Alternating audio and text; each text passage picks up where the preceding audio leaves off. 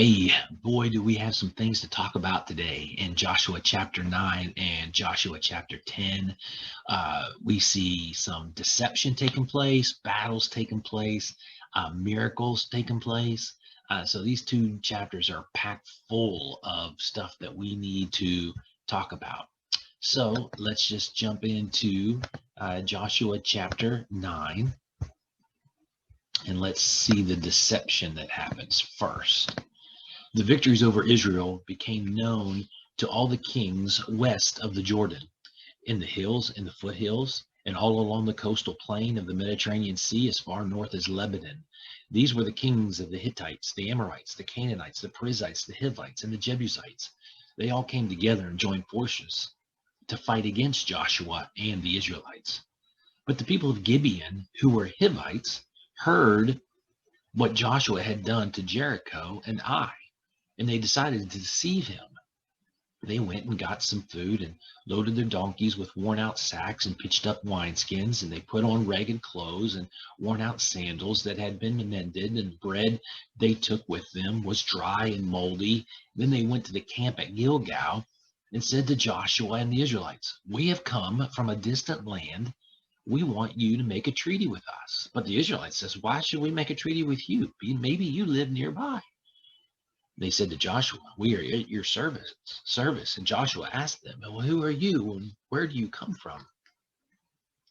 Then they told him this story. "We have come from a distant land, sir, because we have heard of the Lord your God, and we have heard about everything that he did in Egypt, and what he did to the two Amorite kings east of the Jordan, King Sihon of Heshbon and King Og of Bashan, who lived in Ashtaroth. Our leaders and all the people who live in our land told us to get some food ready for a trip and to go and meet you. We were told to put ourselves at your service and ask you to make a treaty with us. Look at our bread. When we left home with it and started out to meet you, it was still warm, but look, now it is dry and moldy. When we filled these wineskins, they were new, but look, they are torn. Our clothes and sandals are worn out from the long trip." The Israelites accepted some food from them, but did not consult the Lord about it. Joshua made a treaty of friendship with the people of Gibeon and allowed them to live. The leaders of the community of Israel gave their solemn promise to keep the treaty. 3 days after the treaty had been made, the Israelites learned that these people did indeed live nearby. So the people of Israel started out, and 3 days later arrived at the cities where these people lived: Gibeon, Sherefiah, Beeroth, and Kirioth Jearim. But the Israelites could not kill them, because their leaders had made a solemn promise to them in the name of the Lord, Israel's God. All the people complained to the leaders about this, but they answered, "We have made our solemn promise to them in the name of the Lord God of Israel.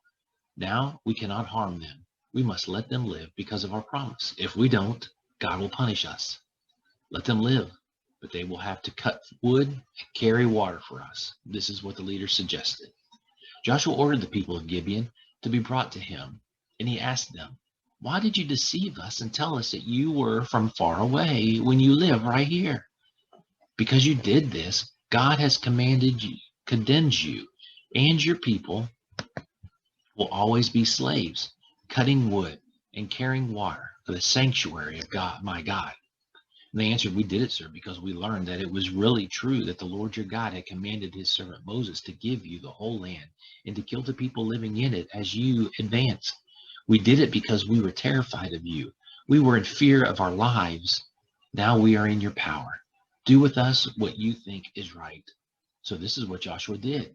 He protected them and did not allow the people of Israel to kill them. But at the same time, he made them slaves to cut wood and carry water for the people of Israel and for the Lord's altar. To this day, they have continued to do this work in the place where the Lord has chosen to be worshipped. Chapter 10. Adonizedek, the king of Jerusalem, heard that Joshua had captured and totally destroyed Ai and had killed its king, just as he had done to Jericho and its king. He also heard that the people of Gibeon had made peace with the Israelites and were living among them. The people of Jerusalem were greatly alarmed at this, because Gibeon was as large as any of the cities that had a king. It was larger than Ai, and its men were good fighters. So Adonizedek sent the following message to King Hoham of Hebron, King Piram of Jarmuth, King Japhiah of Lachish, and King Debir of Eglon. Some come and help me attack Gibeon, because its people have made peace with Joshua and the Israelites. These 5 Amorite kings, the kings of Jerusalem, Hebron, Jarmuth, Lachish, and Eglon, joined forces, surrounded Gibeon, and attacked it. The men of Gibeon sent word to Joshua at the camp of Gilgal, "Don't abandon us, sir. Come at once and help us, save us. All the Amorite kings in the hill country have joined forces and have attacked us." So Joshua and his whole army, including the best troops, started out from Gilgal. The Lord said to Joshua, "Do not be afraid of them. I have already given you the victory. Not one of them will be able to stand against you." So all night, Joshua and his army marched from Gilgal to Gibeon, and they made a surprise attack on the Amorites. The Lord made the Amorites panic at the sight of Israel's army.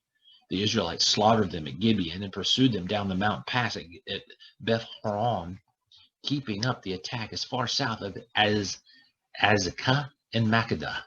While the Amorites were running down the pass, and the Israelite army, the Lord made large hailstones fall down on them all the way to Azekah.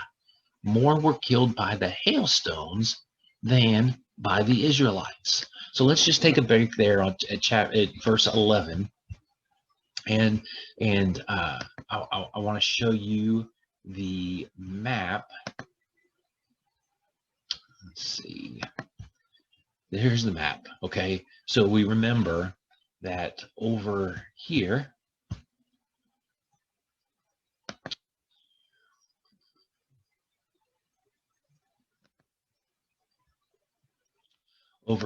is kind of where the Israelites started. Here is the Jordan River. They cross the Jordan, camp here, and they attack the city of Jericho. Then they attack Gilgal. Then they go and attack Ai. This is Gibeon. This is the people that have tricked Joshua into saying, "Hey, we want to live here." These are the kings of the Amorites: Jerusalem, Jarmuth, Eglon, Lachish, Makkedah, where they go to hide here in a second, Hebron. They all go to fight Gibeon. Israel comes and fights at them. Now, here's the interesting part of this story, okay? Remember what Joshua just says. He says that more people were killed by hailstones than by the battle itself. Now, you think, hailstones, what's up with that? Well, check this out. All right, this is a picture of hailstones that have fallen. That it's been said, they've shown proof in the Himalayan mountains. More than 200 people were killed during one hailstorm with nuggets, rocks this size that killed people, over 200 of them. So it's not unheard of that hail be that large. And listen, you get something like that coming from you at you from 1,000 feet in the sky. It's going to do a whole lot of damage. So let's come back to the text.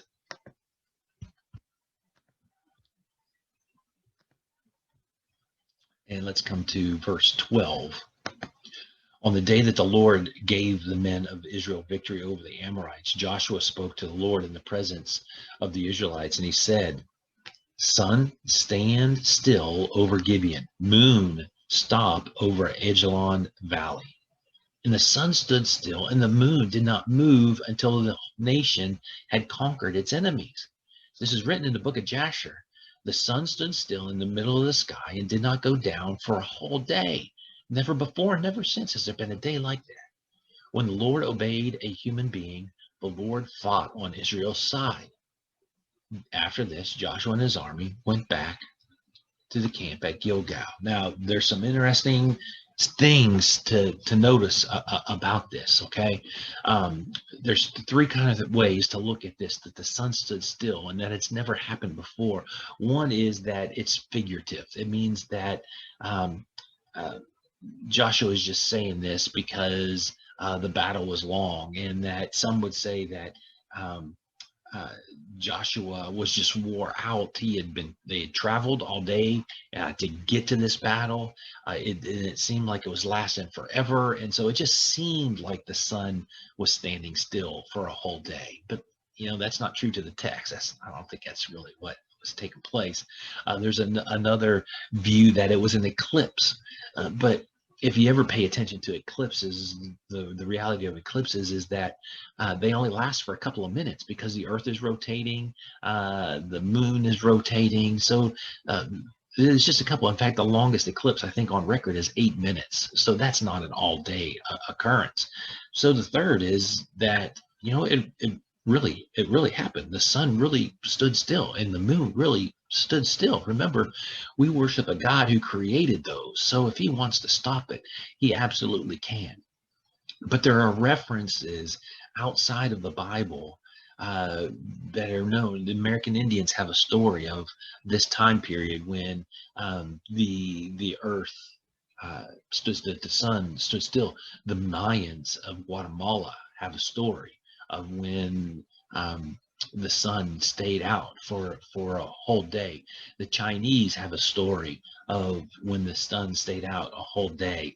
The Egyptians have a story of when this happened, and it's all related to this time period. So there's there. And then this book of Jasher that Joshua mentions, it's also mentioned in 2 Samuel um, chapter 1, verse 18 through 27. And the book of Jasher is probably a book of Hebrew poems and stories of the Hebrews and their heroes in the battles that took place. And so Joshua is saying, "No, you don't believe me? Well, check out what these other people are writing, because this stuff really happened." So let's jump into verse 16. The 5 Amorite kings, however, had escaped and were hiding in the cave at Mecca. Someone found them, and Joshua was told where they were hiding. And he said, "Roll some big stones in front of the entrance to the cave and place some guards there, but don't stay there yourselves. Keep on after the enemy and attack them from the rear. Don't let them get to their cities.